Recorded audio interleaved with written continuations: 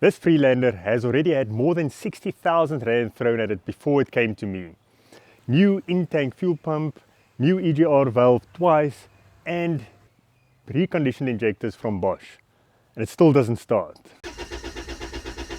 Now after many hours and a week of fiddling with it, I thought I figured it out, and then I hit this. All of this is necessary to even see it. I obviously had to remove the battery and its tray to even get my hands in here, and I can feel there's 1, 2, and then all the way back there 3.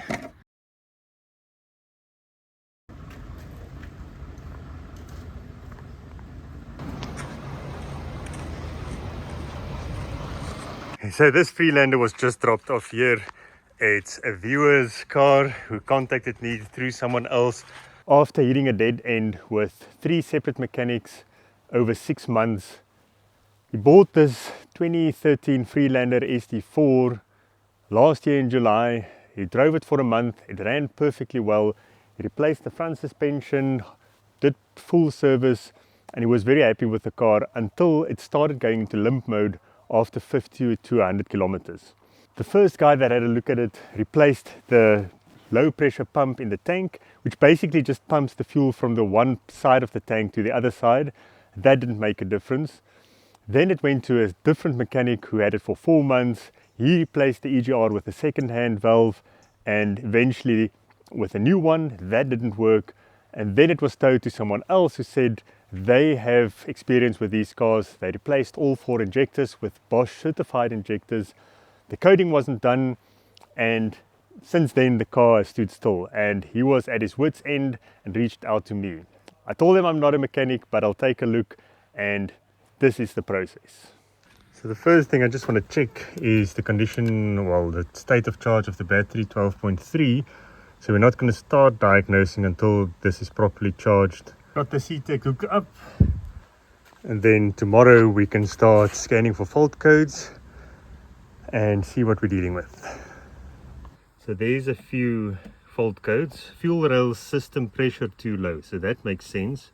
Okay, so I could see there's a low pressure code on the fuel rail P0087, which is quite common on many diesels, but it could be caused by many things, and that's why looking at the live data tells a better story. So while I was cranking, I could see the target pressure is 250 bar, so at least the ECU is demanding the correct pressure, but it only builds up to 70 bar. And what was interesting is it would quickly build up to 70 and then flatline there and then drop down, so it wasn't fluctuating. So that made me think it's not air in the system. It still could be, but it more looked like the pump is trying, but it's either releasing pressure somewhere or it can't build up enough pressure, so it's a supply issue.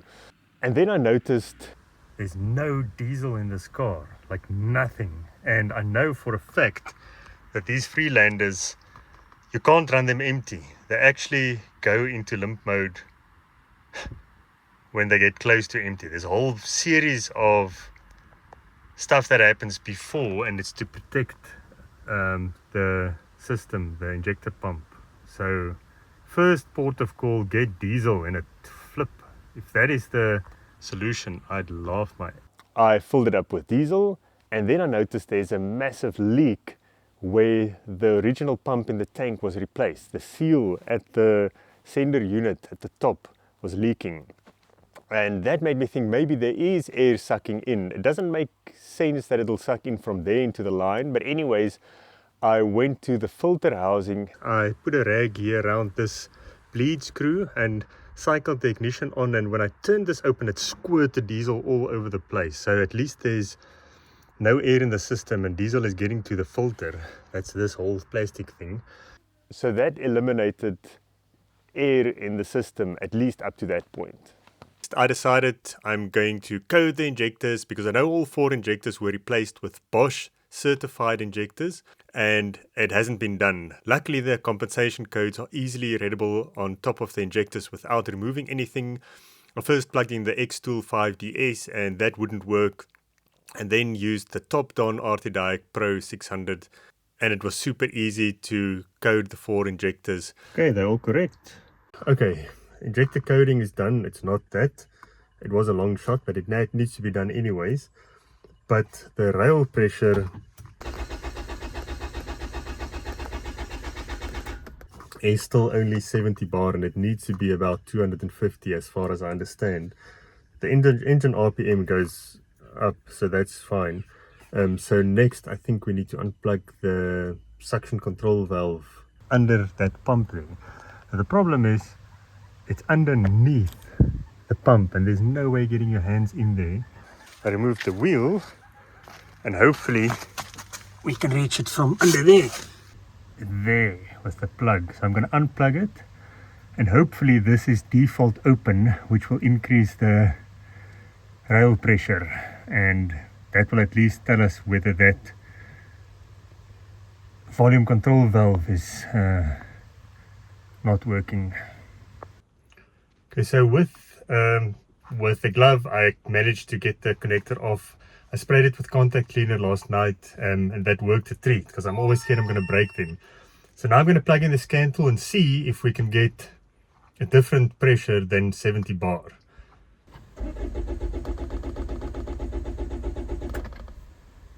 Okay, it still only goes to 70 bar, so it must be something else. That's super annoying. It didn't make a difference. So now I'm wondering, should I remove that suction control valve to see what it looks like? Please let me know in the comments if you know anything about diesels. I'm getting a P0087 low pressure in the rail, the fuel rail code. The next suspect was the pressure relief valve, because it felt like pressure is dumping somewhere from the fuel rail.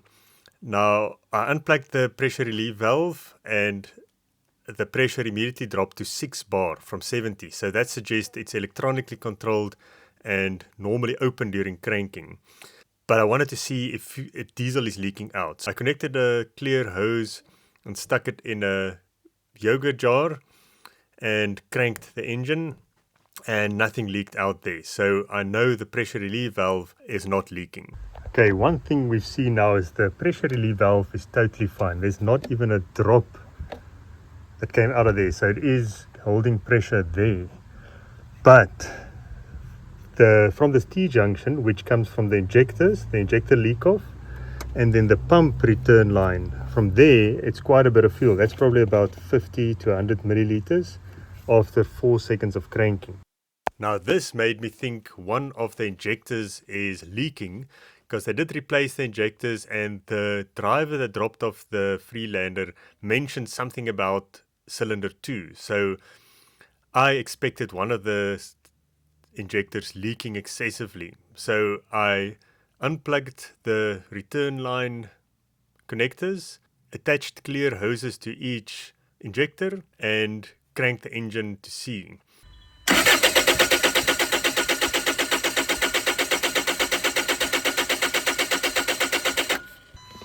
It doesn't look like any of the injectors are leaking. I expected one to leak badly, which is good news because it means it's not the injectors. But what I do see is a lot of diesel there under these hoses. Flip. That means it's coming from the pump. Okay, so where are we now? The injectors don't leak, which is a good thing because that means the injectors are fine and they don't have to come out again. But from this junction that way, it was leaking. So it can't come from the tank, I think. It has to be coming from the high pressure fuel pump, because it's also not coming from this pressure release valve. I tested that. So now I'm thinking suction control valve. Ask me again why I prefer Toyota over Ford. This is why. Now I know this is not a Ford, but it mostly is. This is the 2.2 Ford engine, the DW12. They call it something else in this, but anyways, it's the same engine. There's the diesel pump.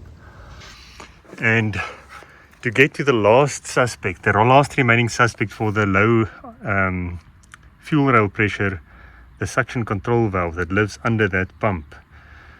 I had to remove the wheel to even see it, and the battery and the tray to get my hands at it, because it's under this pump. I don't want to crack any lines to remove the pump. Yes, I know it's possible, but it's so stupid that that is even necessary. But anyways, underneath there, I'll try to show it to you, but even that is very difficult. It's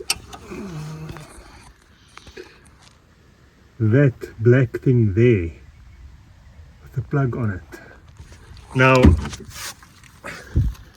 there's 325 Torx bits in there. I could crack the one loose from above by reaching in there, but every single thing is in the way. That hard line there below, all these other pipes and electrical cables, you can only just fit your Torx bit in there, but then you can't swing it because that hard line is in the way, and the other one behind is 100% impossible to reach from above. I have to remove the pump, and I think this is where I need to bow out. I'm not gonna do that, but that is just to inspect the suction control valve, which is a common thing that goes on any old car. So if there's anyone out there watching that have any other ideas apart from the stuff I've already tested, and so either to get out the suction control valve without removing the pump, I don't think it's possible, and anything else I could test that I haven't mentioned in this video, please let me know in the comments. I'd really appreciate it. Otherwise, this is the end of the road for me on this Freelander. So yeah, sorry Johan, I couldn't fix it. I tried, but I learned a lot. Thank you for watching. See you next time.